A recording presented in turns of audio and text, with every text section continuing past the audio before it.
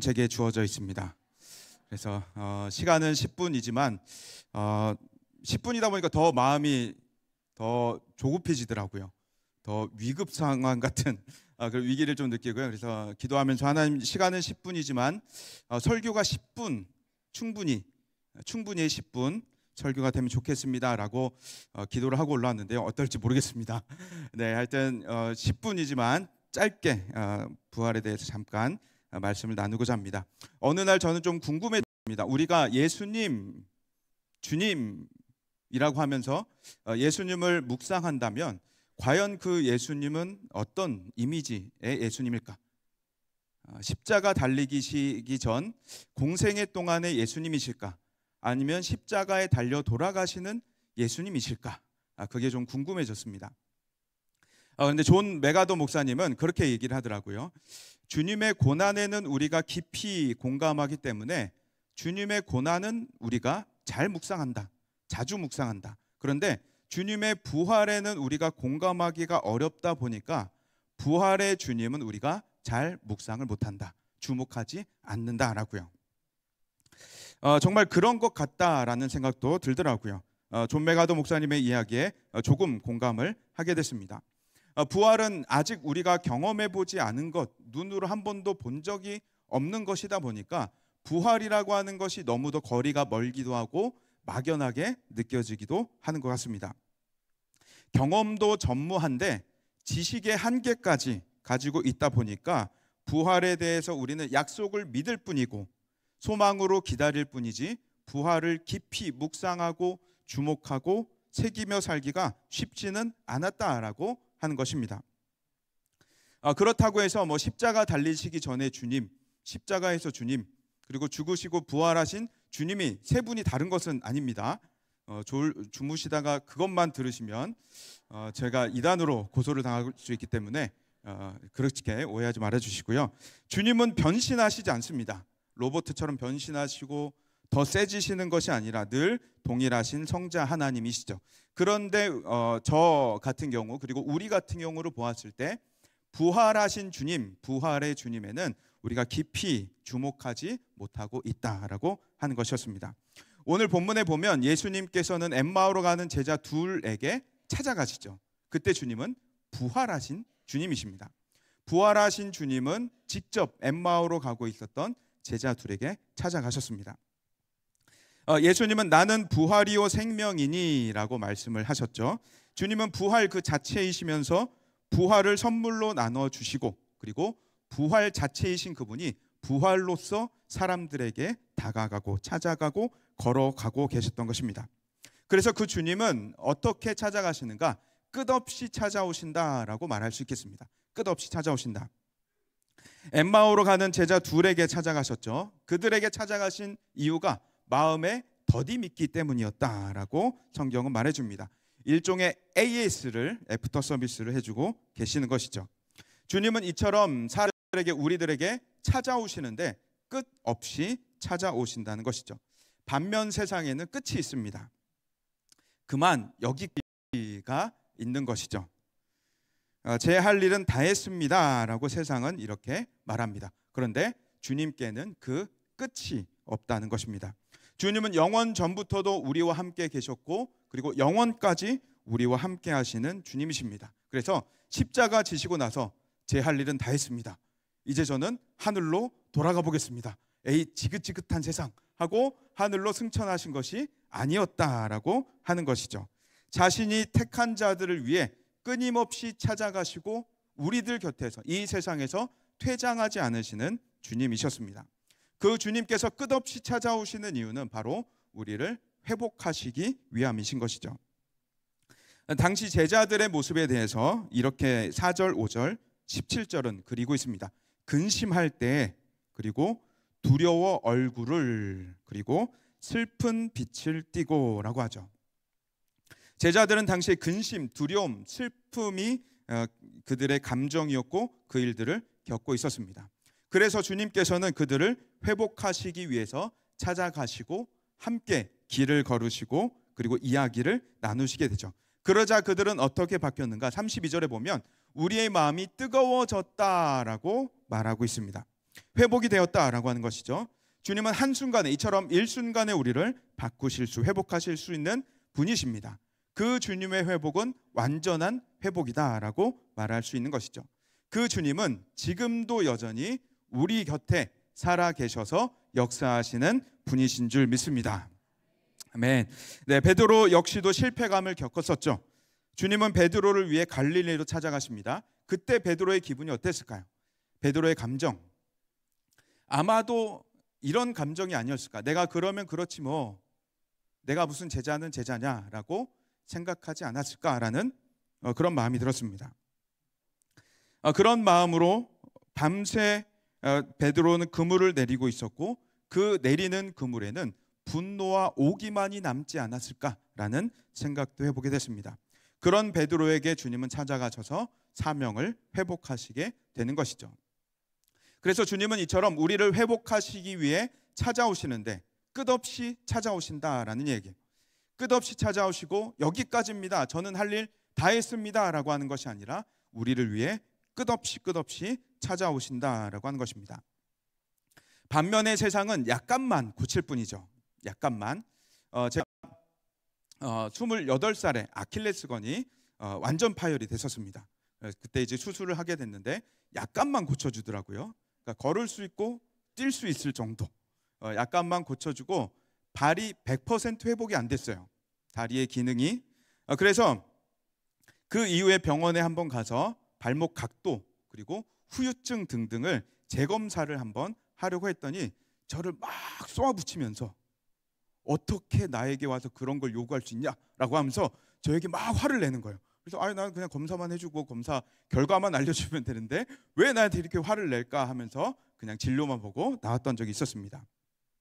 우리가 자동차 카센터에 가도 전자제품 서비스 센터에 가도 그것이 완전하게 고쳐지는 것을 우리는 보지 못합니다. 그냥 약간 고쳐지고 고장났던 것이 쓸 수 있을 정도만 나아지게 되는 것이죠.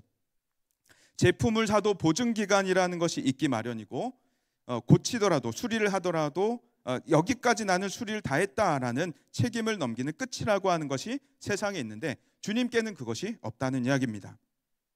주님께는 보증기간이 없고 영원이라고 하는 시간 동안 우리에게 매일매일 찾아오시면서 우리를 완전하게 회복하시기 위해서 우리와 함께 하신다라고 하는 것이에요. 마태복음 28장 20절에 또 이렇게 말하고 있습니다. 우리 같이 한번 읽어보겠습니다. 시작. 볼지어다 내가 세상 끝날까지 너희와 항상 함께 있으리라 하시니라. 아멘. 주님께서 제자들에게 승천하시기 전에 마태복음에서는 내가 너희와 항상 함께 하시겠다라고 말씀하고 승천하셨죠. 우리가 두려움의 순간, 좌절의 순간, 실패의 순간, 낙담의 순간, 우리가 겪을 수 있는 모든 순간에 주님은 함께 하신다는 것입니다. 어두운 방 안에 불을 끄고 혼자 계시는 분이 계시다면, 방문을 걸어 잠그고 아무도 사랑하고 싶지 않은 그 밤에 방 안에 먼지만이 나와 함께하고 있는 그런 고독한 시간을 보내고 계신 분이 계시다면 그 방 안에 계신 어둠 속에서 나와 함께하고 계시는 주님을 꼭 만나시기를 바랍니다. 주님은 그때 나의 손을 꼭 잡으시고 이렇게 말씀하시는 거예요. 내가 세상 끝날까지 너와 항상 함께 있을 거야 라고요. 주님은 우리를 만드시고 만드신 다음에 나는 할 일 다 했다, 십자가 지시고 나는 할 일 다 했다 끝이 아니라 끝없이 우리에게 우리가 완전하도록 찾아오신다라고 하는 것입니다. 그것이 성경에 나타난 사람 가운데 하나가 바로 바울이었죠.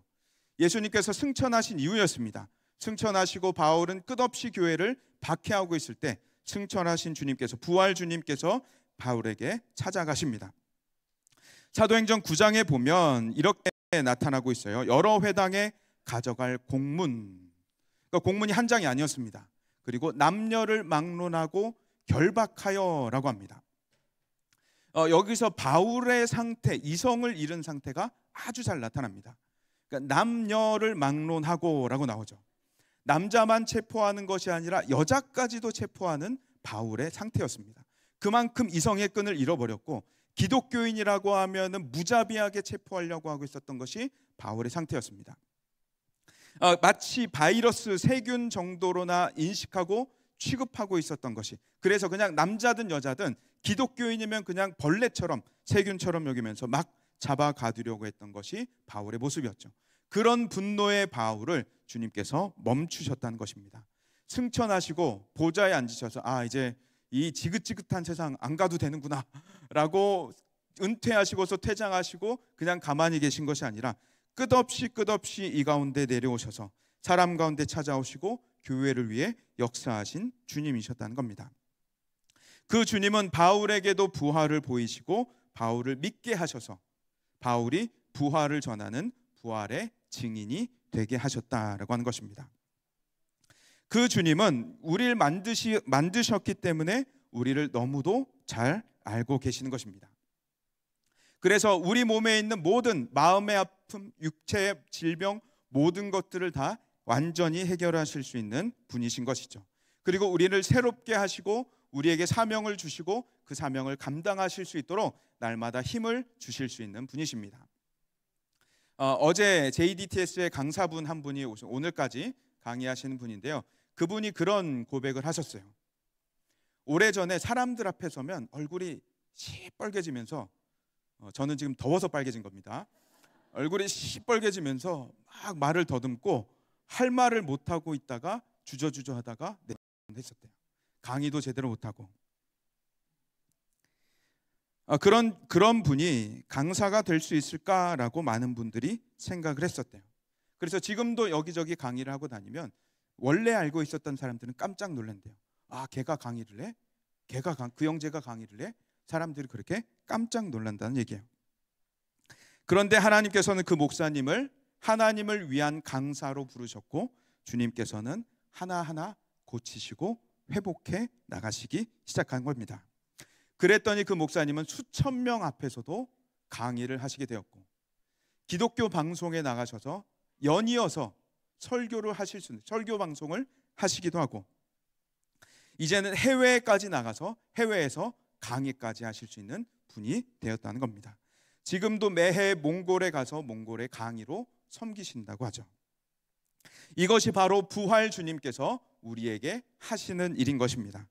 부활 주님은 지금도 우리를 위해 보좌에 가만히 앉아 계신 것이 아니라 매일매일 우리를 위해 찾아오시고 길에도 찾아오시고 직장에도 찾아오시고 시장에도 함께 가시고 집에서도 설거지할 때도 앉아있을 때에도 늘 우리와 함께 하시는 분이십니다. 우리를 온전하게 하시기 위하여서 매일 찾아오시는 분이시죠. 그래서 보니 하나님은 히읗이시다라는 생각이 들었어요. 히읗. 요즘 젊은 친구들 이걸 흐흐흐흐라는 채팅 용어로 많이 쓰는데요. 초성만 쓰는데 히읗 과연 무엇일까? 이렇게 저는 결론을 내리게 되었습니다.